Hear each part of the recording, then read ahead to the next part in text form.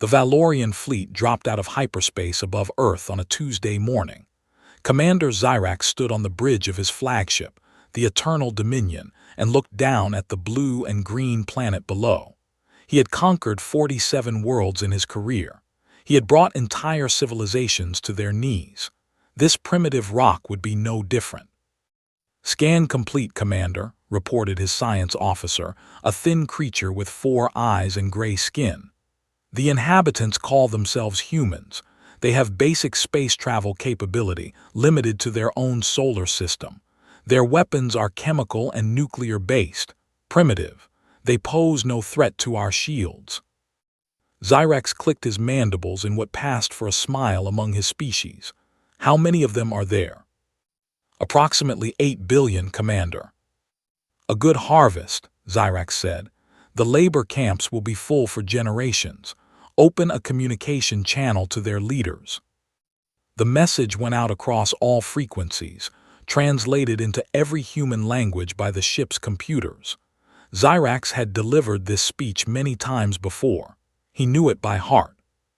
"People of Earth," he said, his voice booming across the planet. "I am Commander Xyrax of the Valorian Empire. Your world now belongs to us. You have 1 planetary rotation to surrender. Lay down your weapons, submit to processing, and you will be allowed to live as servants of our empire. Resist, and you will be destroyed. The choice is yours." He cut the transmission and turned to his officers. "Prepare the landing forces. By tomorrow, this world will be ours." Down on Earth, the message caused panic. People ran through the streets. Governments held emergency meetings. Military forces around the world went to their highest alert status. But amid the chaos, something else was happening. Something the Valorians had never seen before on any world they had conquered. People were getting angry. In a small town in Texas, a man named Jake Miller heard the alien transmission while working on his truck. He was 63 years old, a veteran of 2 wars, and he had a bad knee that hurt when it rained. He listened to the alien commander's demands, spat on the ground, and walked into his house. He came out carrying his grandfather's hunting rifle and a box of ammunition. "Where are you going?" his wife asked from the porch. "To tell those things what they can do with their surrender," Jake said. In Moscow, a retired general named Viktor Petrov watched the transmission with cold eyes. He had fought in many conflicts during his long career. He had seen men die and cities burn. He picked up his phone and called an old friend. "You heard the message?" Victor asked. "I heard it," his friend replied. "What do we do?" "We do what Russians have always done when invaders come to our land. We make them bleed for every inch of ground." In Tokyo, a young woman named Yuki Tanaka was working late at her office when the transmission came through. She watched it on her phone, her hands shaking.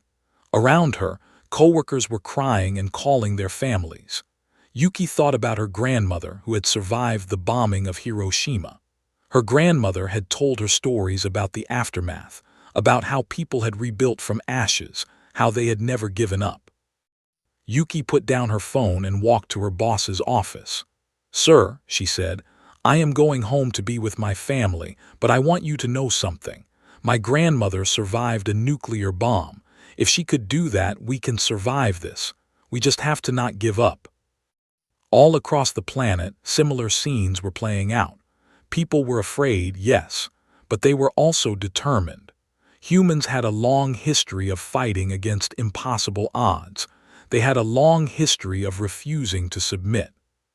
The next morning, Commander Xyrax expected to receive surrender transmissions from Earth's governments. Instead, he received a single message, broadcast from the United Nations building in New York. It was delivered by a woman with gray hair and tired eyes, but her voice was strong. "Commander Xyrax," she said, "I am Secretary General Maria Santos speaking on behalf of the people of Earth. We have received your demand for surrender. We have discussed it among ourselves, and we have an answer for you." She paused and looked directly into the camera. "No, we will not surrender, not today, not ever. If you want our world, you will have to take it from us. And we promise you this, It will cost you more than you can imagine." The transmission ended. On the bridge of the Eternal Dominion, there was silence. Zyrax's officers looked at each other in confusion. This had never happened before. Every world they had conquered had surrendered when they saw the size of the Valorian fleet. Every species had recognized that resistance was futile. "Commander," one of his officers said carefully, "perhaps they do not understand the situation. Perhaps we should demonstrate our power, destroy one of their cities." Zyrax nodded slowly. "Yes, that should teach them their place. Target the city called New York, fire." The plasma beam shot down from orbit, a column of blue fire that lit up the sky. It struck the Atlantic Ocean 3 miles off the coast of New York, sending up a massive wall of steam.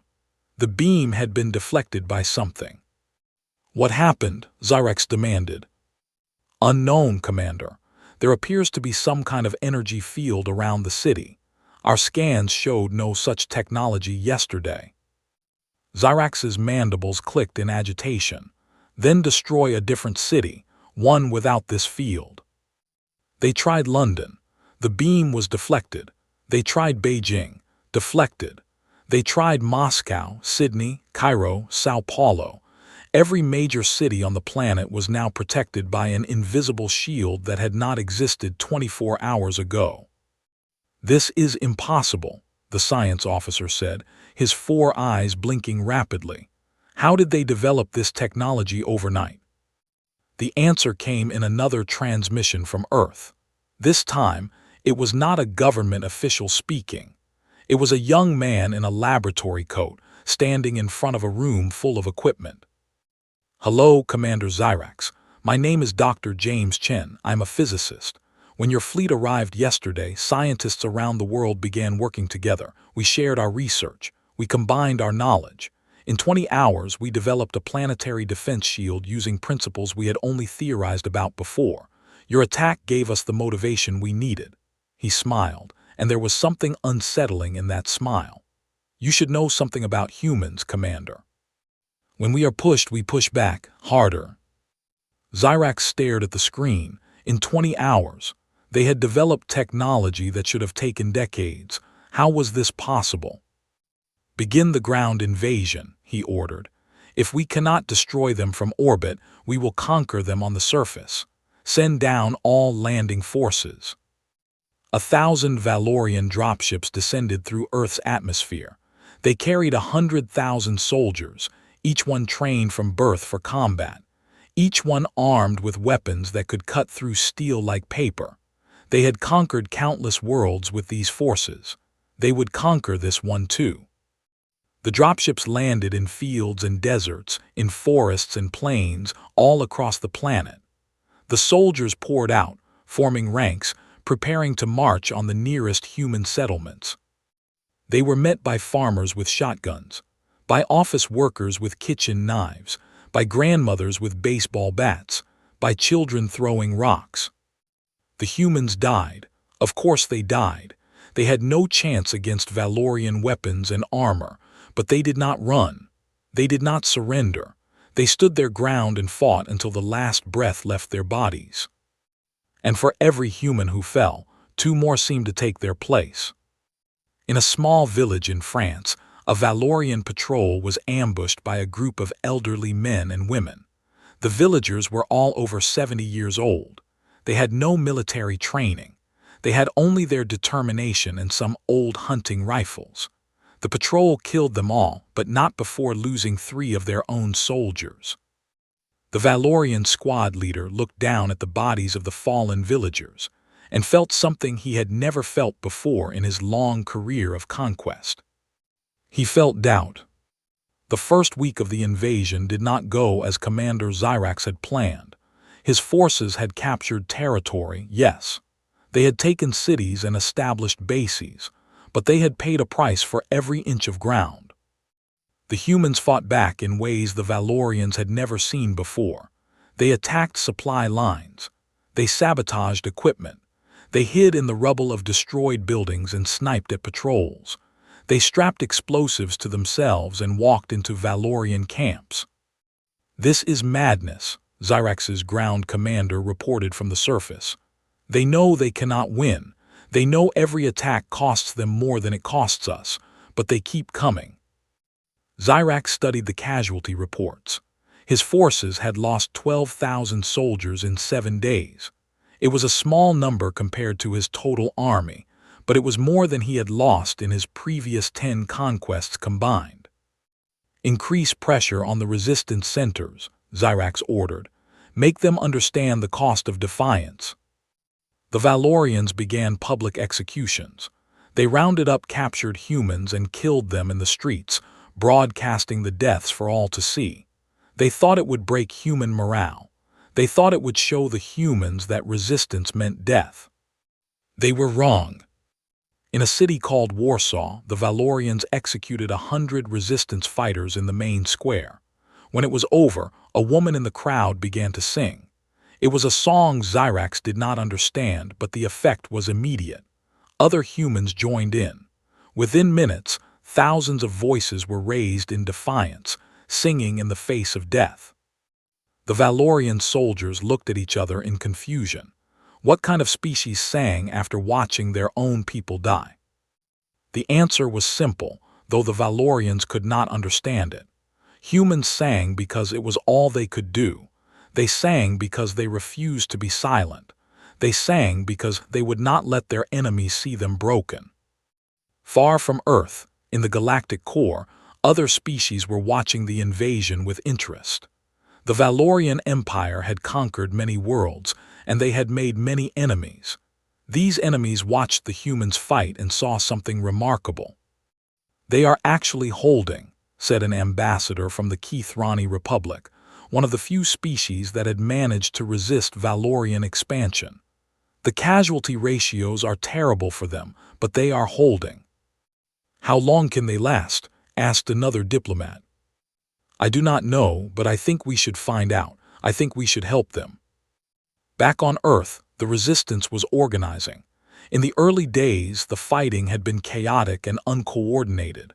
Brave humans had thrown themselves at the invaders and died without accomplishing much. But now, things were changing. Military forces from different countries were working together, sharing tactics and resources. Civilian resistance networks were forming, passing information and supplies through secret channels. Scientists were studying captured Valorian technology and finding ways to counter it. In an underground bunker beneath the ruins of Washington, D.C., a council of military leaders met to plan the next phase of the resistance. They came from every nation on Earth: American, Russian, Chinese, Indian, Brazilian, Nigerian, and dozens more. They had been enemies before the invasion. Now they were allies. "We cannot defeat them in open battle," said General Chen Wei of China. "Their weapons are too powerful. Their shields stop our bullets and missiles." "Then we do not fight them in open battle," replied General Sarah Mitchell of the United States. "We fight them in the shadows. We make them afraid to sleep. We make them bleed." Viktor Petrov, the retired Russian general who had been called back to service, nodded in agreement. "In my country, we have a word for this kind of war. We call it partisan warfare. It is how we defeated Napoleon. It is how we defeated Hitler. It is how we will defeat these aliens." The council developed a strategy. They would not try to hold territory. They would not try to protect cities. Instead, they would fade into the countryside and the mountains and the forests. They would attack when the Valorians least expected it. They would never give them a moment of peace. They called it Operation Phoenix. Over the following weeks, the nature of the war changed. The Valorians found that controlling human territory was far more difficult than conquering it. Their convoys were ambushed on lonely roads. Their bases were attacked at night. Their soldiers disappeared on patrol and were never seen again. Zyrax demanded reports from his ground commanders. The reports were not encouraging. "We control the cities," one commander said, "but we do not control the people. They pretend to submit during the day, and at night they plant bombs and cut our communication lines. We cannot tell which humans are fighters and which are civilians. They all look the same. Then kill them all, Xyrax ordered. Commander, if we kill them all, there will be no one left to serve the Empire, and killing them only makes the survivors fight harder. This was the paradox the Valorians had never faced before. On other worlds, mass punishment had worked. When the conquered species saw that resistance led to death for everyone, they stopped resisting. But humans were different. They seemed to believe that some things were worth dying for, worth killing for, worth losing everything for. In a small town in Japan, a Valorian officer interrogated a captured resistance fighter. The human was young, barely 20 years old. He had been caught planting explosives under a bridge. "Tell me where your base is," the officer demanded, "and I will let you live." The young man looked at the officer with clear eyes. "I will never tell you. You can kill me if you want, but others will take my place, and they will never tell you either." "Why, what is the point of dying for a war you cannot win?" The young man smiled. It was a sad smile, but also proud. "Because if we do not fight, we are already dead. At least this way we die on our feet." The officer had the young man executed, but his words stayed in the officer's mind. He began to wonder if the Empire had made a mistake in coming to this world. On the Eternal Dominion, Commander Xyrax was receiving increasingly disturbing reports, not just from the surface, but from space as well. Strange ships had been detected at the edge of the solar system, ships that did not belong to the Valorian fleet. "Identify them," Xyrax ordered. "They appear to be Keithrani vessels, Commander, and Morathi, and several species we do not recognize." "What are they doing here?" The answer came in the form of a transmission. It was from the Keithrani ambassador, and it was addressed to the people of Earth. "People of Earth," the message said, "we have watched your struggle against the Valorian Empire. We have been impressed by your courage and your determination. We cannot openly intervene in this conflict without starting a galactic war, but we can offer you assistance, technology, weapons, training. If you are willing to accept our help, we are willing to give it." Xyrax felt a cold feeling in his chest. This was not supposed to happen. Conquered worlds were supposed to be alone. They were supposed to have no one to turn to. But somehow, these humans had attracted the attention of the Empire's enemies. "This changes nothing," he told his officers. "Even with alien help, the humans cannot defeat us. We have the largest fleet in the galaxy. We have the most powerful weapons." But in his private chambers, Xyrax allowed himself to feel something he had never felt before. He felt afraid. 3 months into the invasion, the war had reached a stalemate. The Valorians controlled most of Earth's surface, but they did not control the humans. Resistance attacks continued every day. Casualties mounted on both sides. And now, with alien technology flowing to Earth through secret channels, the humans were becoming more dangerous. Dr. James Chen, the physicist who had helped develop the planetary shield, was now leading a team of scientists working on new weapons. They were reverse engineering Valorian technology and combining it with human innovation. The results were remarkable. In an underground laboratory, Chen showed off their latest creation to General Mitchell. It was a rifle that looked almost ordinary, but it fired bolts of compressed plasma that could punch through Valorian armor. "How many can we produce?" Mitchell asked. "With the manufacturing data the Keithrani gave us, we can make 10,000 units per week. Within 2 months, we can arm every resistance fighter on the planet." Mitchell picked up the rifle and felt its weight. "This changes the game." "There is more," Chen said. He led her to another section of the lab, where a team was working on a large device that hummed with energy. "This is a localized EMP generator. When activated, it will disable all Valorian electronics within a 50-mile radius. Their shields, their weapons, their communications, all of it. They will be as vulnerable as we were." Mitchell stared at the device. For the first time since the invasion began, she allowed herself to feel hope. The first large-scale use of the new weapons came in the battle for Beijing. The Valorians had established their Asian headquarters there, and they believed it was secure. They were wrong. The attack began at midnight. Resistance fighters armed with plasma rifles emerged from tunnels beneath the city.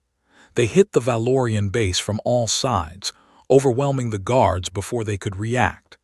The EMP device was activated, and suddenly the alien soldiers found themselves without shields, without energy weapons, fighting with only their natural strength. And humans, they discovered, were strong. The battle lasted 4 hours. When it was over, the Valorian base was destroyed. 3,000 alien soldiers were dead. The resistance had lost 500 fighters, but they had won a victory that would echo around the world. On the Eternal Dominion, Commander Xyrax received the news with rage. How did they get plasma weapons? How did they build an EMP device? This technology is beyond their capability. The Keithrani Commander, they must be providing more than we realized. Xyrax slammed his fist against the console. Then we end this now. Prepare the fleet for bombardment. I do not care about preserving the population. I do not care about labor slaves. Burn this planet clean. His officers looked at each other with concern. Commander, if we do that, we lose everything. The Empire sent us here to conquer, not to destroy. The Empire sent us here to win, and if we cannot conquer these creatures, we will destroy them. Begin the bombardment. But before the order could be carried out, something unexpected happened. The alien ships that had been watching from the edge of the solar system began to move. They were entering the system in force. The Keithrani ambassador sent another message, this time to Xyrax directly. Commander Xyrax, we have decided that we can no longer stand by and watch. The humans have shown courage that deserves recognition and support. We are officially declaring our protection of Earth. Any attack on this planet will be considered an act of war against the Keithrani Republic and our allies. Xyrax stared at the screen. Behind the Keithrani ships, more vessels were appearing. Morathi warships, syndicate cruisers, ships from a dozen different species, all enemies of the Valorian Empire, all united in defense of Earth. This is impossible, Xyrax whispered. They would never ally with each other. They hate each other as much as they hate us. His science officer approached cautiously. Commander, I have been studying the humans. I think I understand what is happening. These creatures have a quality that we have never encountered before. They inspire others. Their defiance, their refusal to submit, it makes other species believe that resistance is possible. The Keithrani and the others are not just protecting Earth. They are sending a message to every conquered world in the galaxy. If the humans can fight back, so can you. Xyrax understood then that he had made a terrible mistake. He had come to Earth expecting an easy conquest. Instead, he had started something that could shake the foundations of the Valorian Empire. On the surface, the humans did not know what was happening in space. They only knew that the bombardment they had been expecting did not come. They continued fighting, continued resisting, continued refusing to submit. In a refugee camp in the Alps, a young girl named Alina sat with her grandmother. The old woman was dying, wounded in a Valorian attack weeks ago. She held Alina's hand and spoke softly.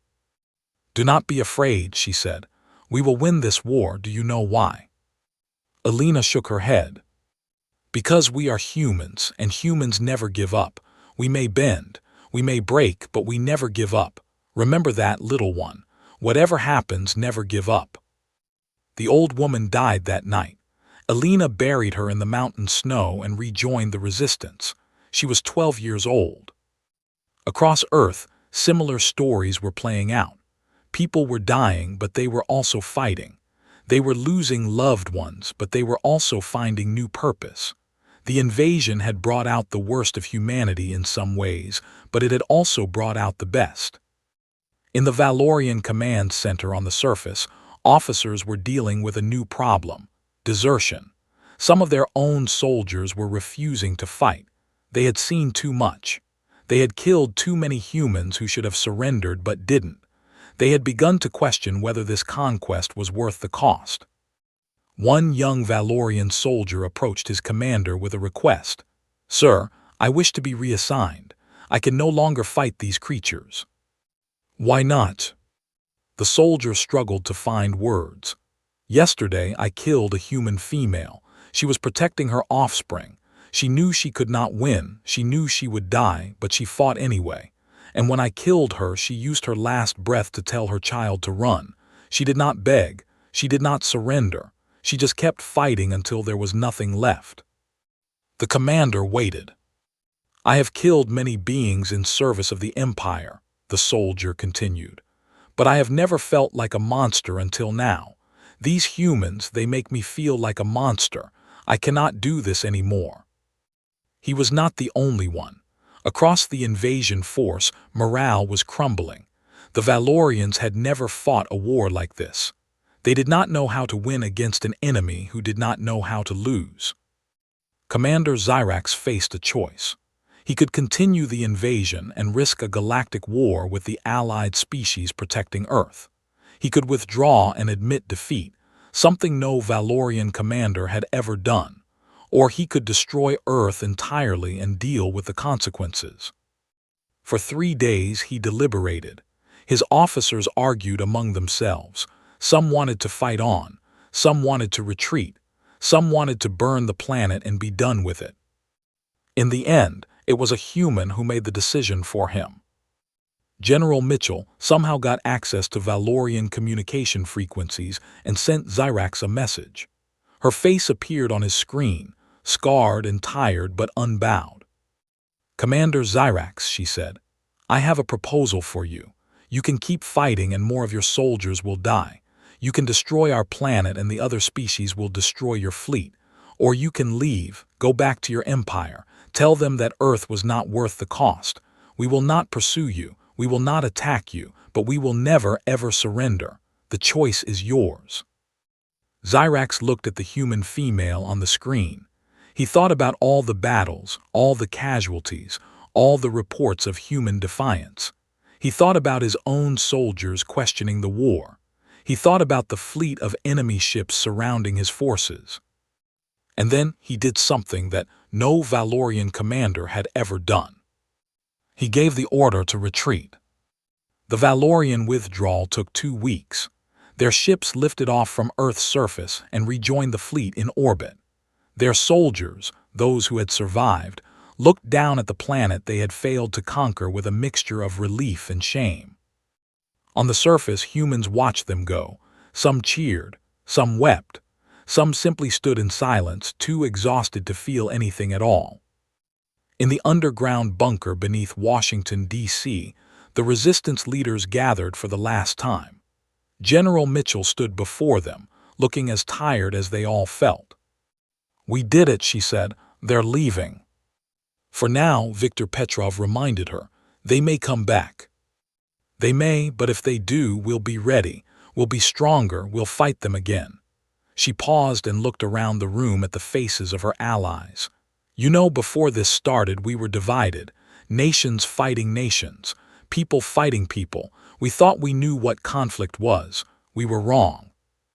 She pulled up a holographic display showing Earth. The planet was scarred, marked by the destruction of 3 months of war.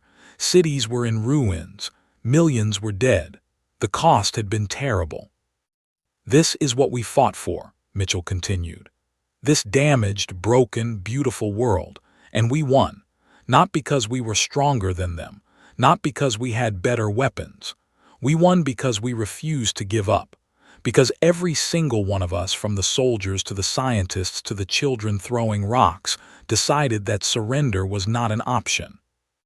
Outside, the sun was rising over a changed world. The alien ships were visible in the sky, growing smaller as they accelerated away from Earth. People were emerging from shelters and bunkers, looking up at the sky for the first time in months without fear. Elena, the 12-year-old girl who had buried her grandmother in the Alps, walked through the ruins of her town. She was looking for survivors, for anyone who might need help. She found an old man sitting in the rubble of what had been his home. "They're gone," she told him. "The aliens, they're leaving." The old man looked at her with eyes that had seen too much. "Are they coming back?" "I don't know, maybe. But if they do, we'll fight them again." Why do we keep fighting? Wouldn't it be easier to just give up?" Elena thought about her grandmother's last words, "Never give up." She knelt beside the old man and took his hand. "My grandmother told me something before she died. She said we are humans and humans never give up. She was right. It would be easier to surrender. It would be easier to let them win. But easy isn't the same as right. We fight because that's who we are. We fight because if we don't, we've already lost everything that matters." The old man looked at this child, this warrior who should have been playing games and going to school, and he felt something stir in his chest. It took him a moment to recognize it. It was pride. On the Eternal Dominion, Commander Xyrax watched Earth shrink in the viewscreen. He had never lost a battle before. He had never retreated. He did not know how to process what had happened. "Commander," his science officer said quietly, "I have completed my analysis of the humans. I believe I understand them now." "Then explain them to me. Explain how a primitive species with inferior technology held off the greatest military force in the galaxy." The science officer hesitated. "It is not about technology, Commander. It is about something else, something we do not have." "What?"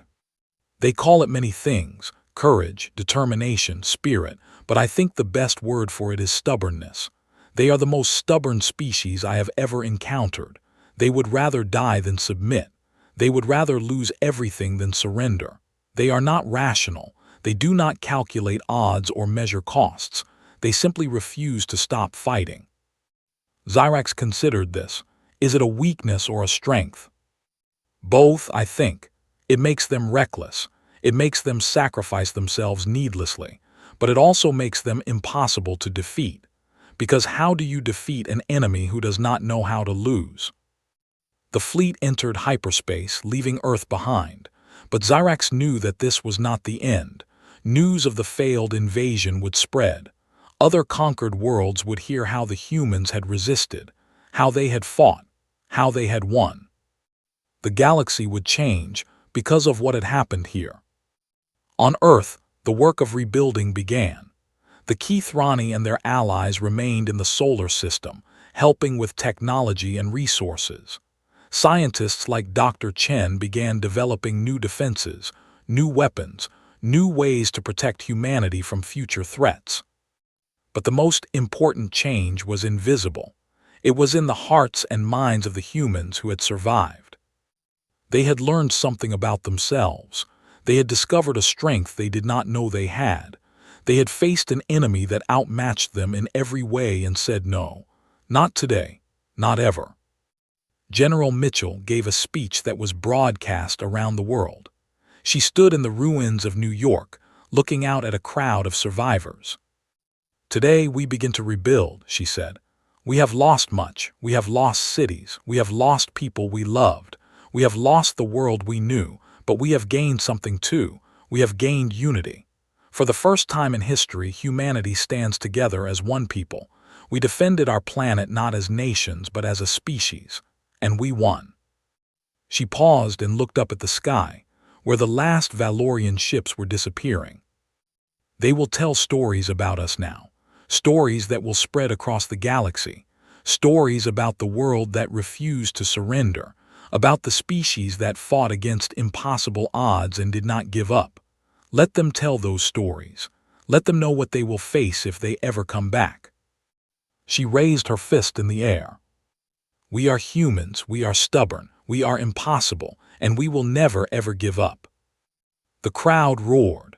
In cities around the world, people watching the broadcast cheered. In refugee camps and underground shelters, in hospitals and military bases, humans celebrated their impossible victory. But the celebration was tempered with determination. They knew the war was not truly over. They knew the Valorian Empire was still out there, still powerful, still a threat. They knew other dangers might come.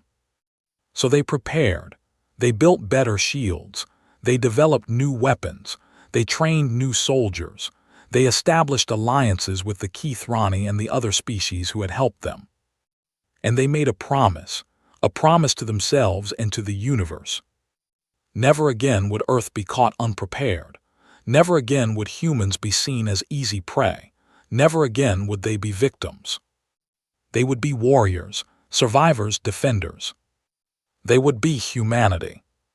5 years after the invasion, Earth had changed beyond recognition. The planet was no longer isolated, no longer ignorant of the dangers that lurked among the stars. Humanity had taken its place on the galactic stage, and the universe had learned to respect them. The Keithrani ambassador visited Earth on the anniversary of the liberation. He walked through New Memorial Park in what had once been New York City. The park was built on the ruins of the battle, and it contained monuments to all those who had fallen during the invasion. Alina was there to greet him. She was 17 now, no longer a child but a young woman with her grandmother's fierce eyes. She had become something of a symbol for humanity's resistance, the girl who had buried her grandmother and kept fighting. "Ambassador," she said, bowing slightly, "welcome to Earth." The Keithrani ambassador, a tall being with blue skin and gentle eyes, returned the bow. "Thank you, Alina. It is good to be here. I wanted to see for myself how humanity has rebuilt." They walked together through the park, past statues and memorials, past gardens growing in soil that had once been soaked with blood. "Tell me," the ambassador said, "how do your people feel now? Are they still angry about what happened?" Alina thought about the question. "Some are, many lost family and friends. That pain does not go away easily. But mostly I think we feel grateful. Grateful to be alive. Grateful for allies like you. Grateful for the chance to prove what we are capable of." "You have proven much," the ambassador agreed.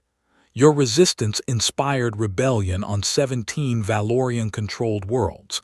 The Empire has lost more territory in the past 5 years than in the previous century, all because of what you showed them."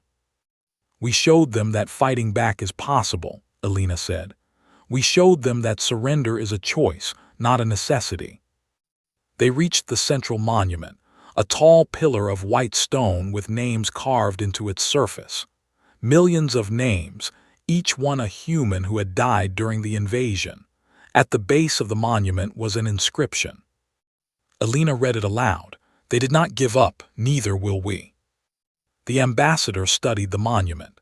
In his long life he had seen many memorials on many worlds, but there was something different about this one. It did not celebrate victory. It did not glorify war. It simply remembered those who had refused to surrender, even when surrender would have been easier. "Your species is remarkable," the ambassador said. "In all my travels I have never encountered anything quite like humanity. You are not the strongest species. You are not the most intelligent. You are not the most advanced. But you have something that cannot be measured or quantified, something that makes you more dangerous than any weapon." "What's that?" Alina asked. "Hope," the ambassador said. "No matter how bad things get, you never stop hopping, and as long as there is hope, there is resistance. As long as there is resistance, there is a chance for victory." The Valorians did not understand this. They thought they could break you by showing you that resistance was futile. Instead, they learned that for humans, resistance is never futile. It is essential. It is who you are. Alina looked up at the monument, at all those names, all those people who had died so that she could stand here today. "We learned something too," she said. "We learned that we are stronger than we thought. We spent so long fighting each other, dividing ourselves by nation and religion and politics. But when the real threat came, we came together. We found unity in defiance. We found purpose in resistance." She turned to face the ambassador. "And we learned that the universe is bigger than we imagined. Full of dangers, yes, but also full of possibilities. We will never go back to what we were before. We will never be isolated again. We will explore. We will grow. We will take our place among the stars." The ambassador smiled, a gesture he had learned from humans. "And what about the Valorians? Do you think they will return?" "Maybe, probably. Their empire is weakening, but they are still powerful. They may want revenge for what happened here." "Does that frighten you?" Elena thought about her grandmother, about General Mitchell, about Jake Miller and Viktor Petrov, and all the others who had fought and died. She thought about what it meant to be human. "No," she said, "it doesn't frighten me, because I know what will happen if they come back. We'll fight them, and we'll keep fighting them for as long as it takes. Forever if we have to, because that's what we do, that's who we are." In orbit above Earth, human ships patrolled the solar system.